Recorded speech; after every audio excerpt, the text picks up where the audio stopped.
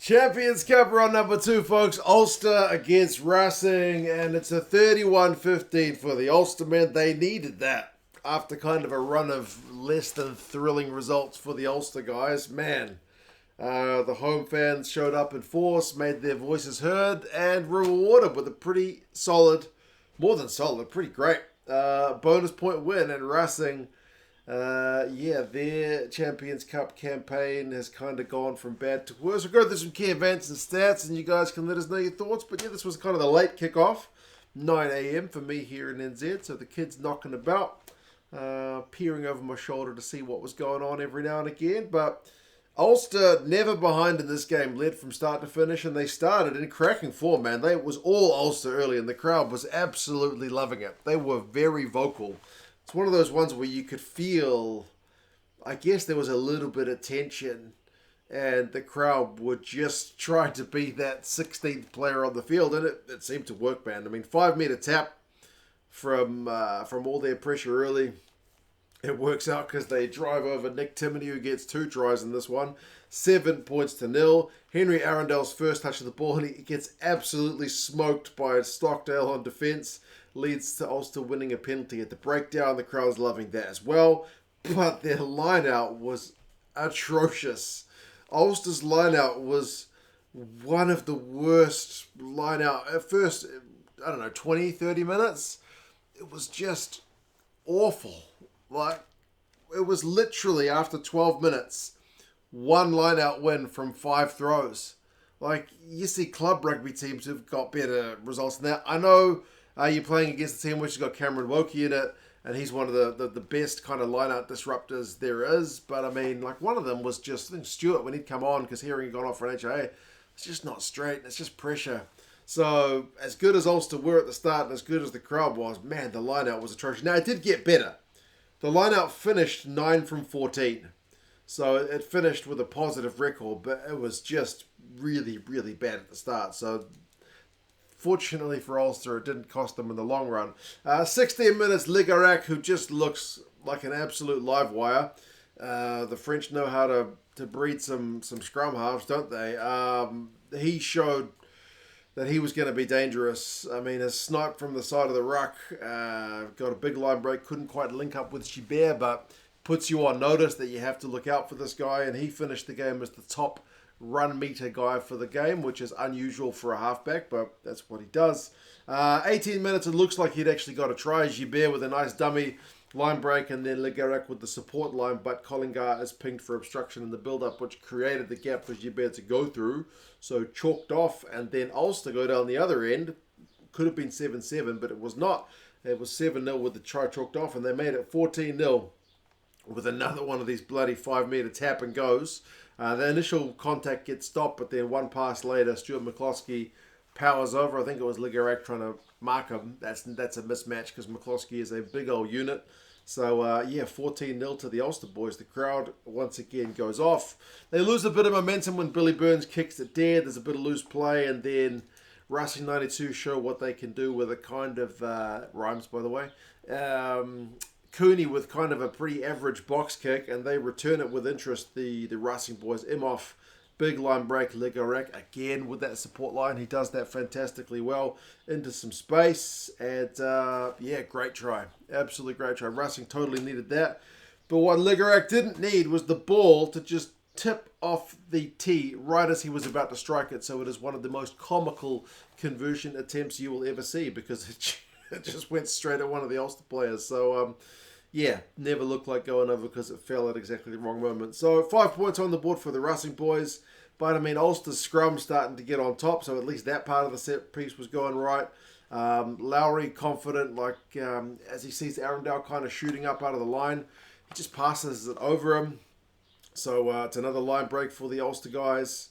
Cooney ends up running a good support line, almost goes, but I think Arundel's able to catch him, so yeah, he at least made that decision right. But they went through some phases for Ulster. Just confidence, man. I love it. I love to see it. And they go over Matty Ray on that right wing. So, recycle ball, not panicking, create the initial line break, get the defence scrambling, work through your phases and try time. So 21-5, man, at half time.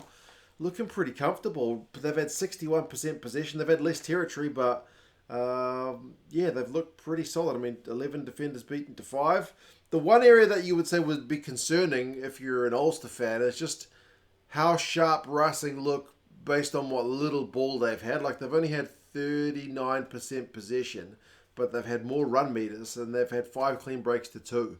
Like, when they get those breaks, they are very, very dangerous. But thus far, they've only managed to kind of convert one of them. And the penalty count's really going against Racing. It's 8-1 at half-time. Second half, Ligarak, again, with the kind of just insane play.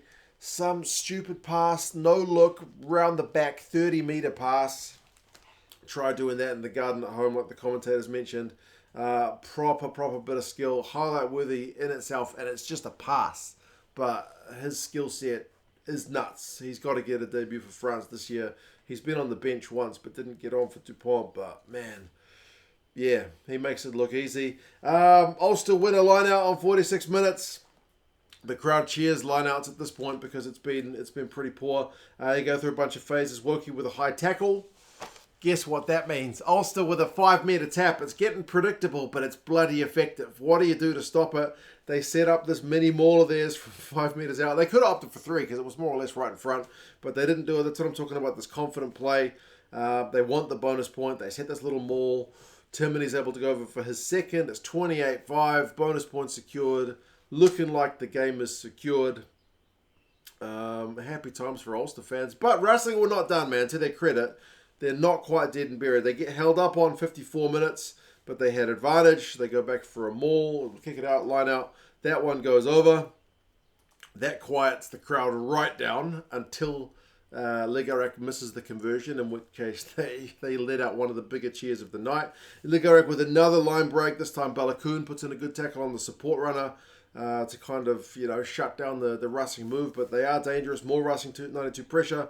Close range. Ligarak rips like a bullet pass, but Stockdale, he read it, man. And not only that, but had the skills to whip it out of the air. You would have forgiven him if he'd knocked it on, but man, he caught it.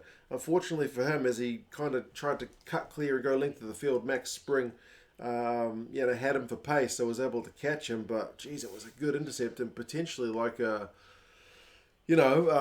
saver, because at least a 7-point saver, because Racing were not that far away from the Ulster line at that point. So good move from him defensively, along with that tackle he'd put in earlier is pretty solid, because he gets a bit of critique for that.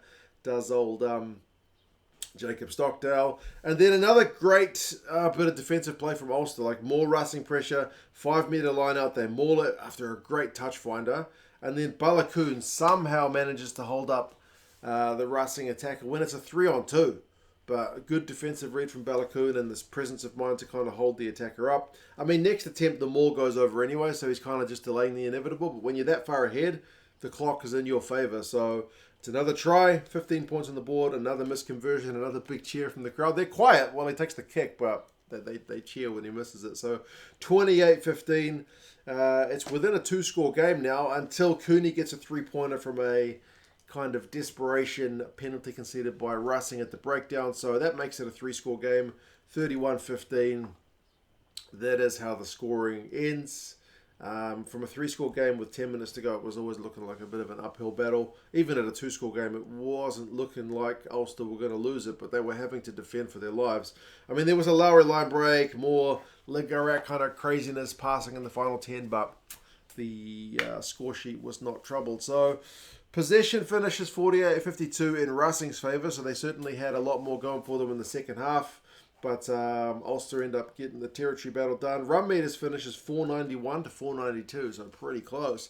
Defenders beaten 18-9 in Ulster's favour, so defensively more sound than the Racing boys. Clean break 7-6 to Ulster, so that evens out. As I said, kind of it was in Racing's favour in the first half, but the tackle percentage, man, 91%.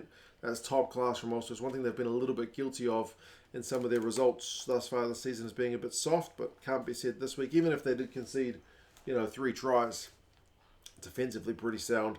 86% for Racing, so not quite as good. And the goal kicking, 100% for the Ulster guys, whereas none None from 3 for Ligarak. So, yeah. Also, the penalty count did not go in Racing's favour. 11 conceded to Ulster's 6.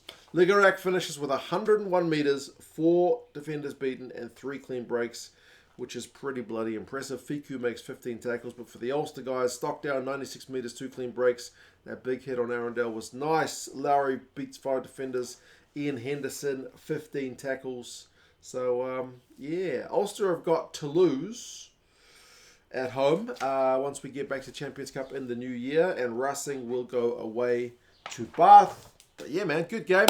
Never really looked like losing it, like I mentioned. Also, they looked pretty comfortable, but Racing did enough to make it not kind of a sure thing in that second half. Good for them that they got their line out sorted after being just awful at the start. It finishes with not great numbers, but you know, not less than 50%, which is at least something. So, yeah, you guys let us know your thoughts on the game. Good win for the Ulster guys. And we will see what happens with the rest of the comp. You guys take care. Talk to you again soon.